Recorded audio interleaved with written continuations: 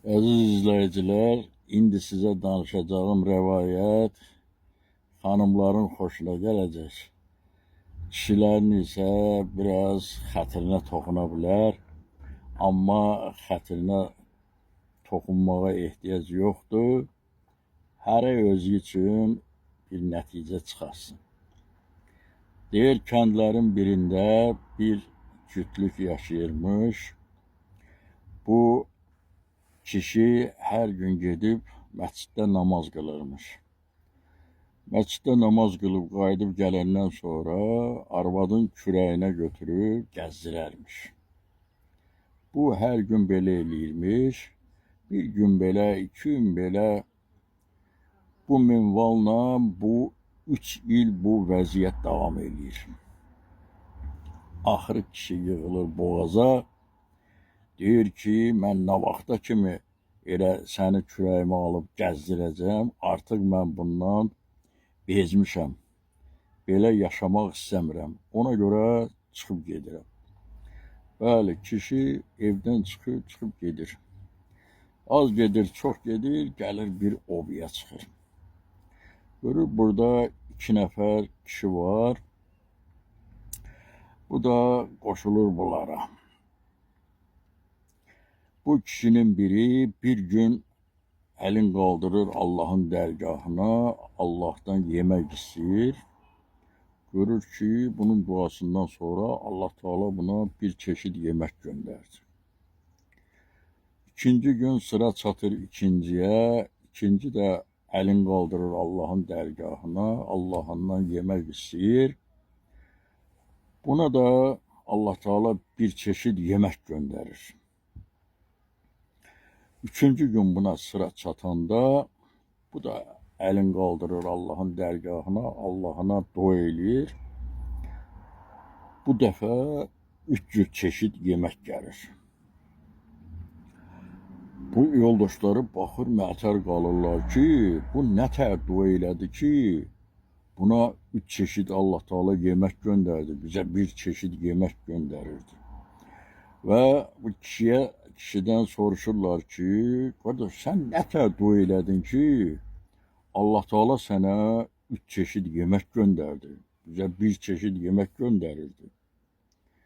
Deyir, heç nə, mən elə dedim ki, ey Allahım, bu mənim yoldaşlarım hansı səbəblə sizdən ruzi istəyirsə, mənə də onların xətrinə bir yemək göndərginə.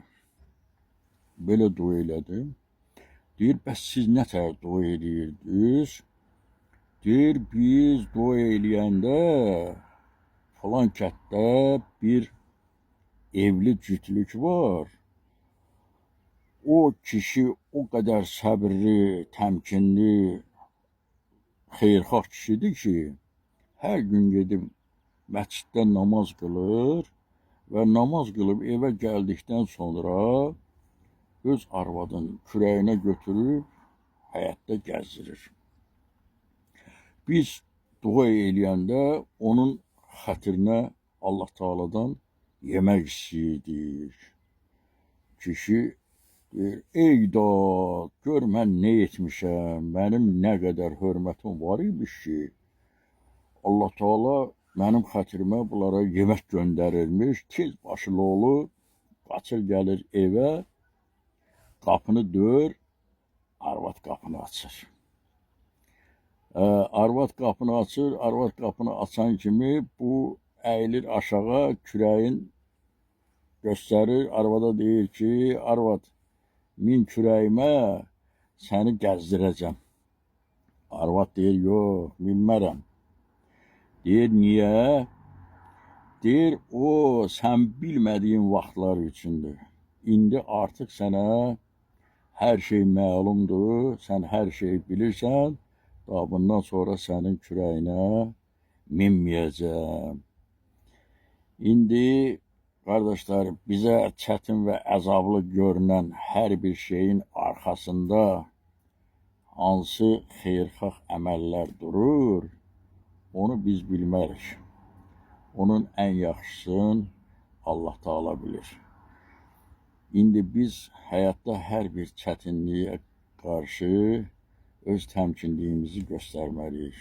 Amma məndən inciməyin, ha, elə bilərsiniz ki, mən deyirəm, arvadları götürün, dalınıza gəzdirin. Amma bu məcazi mənadadır. İndi hər kəsən öz məntiqi nəticəsini bu rəvayətdən çıxarsın. Allah sizi xoşbəxt etsin. Sağ olun, var olun.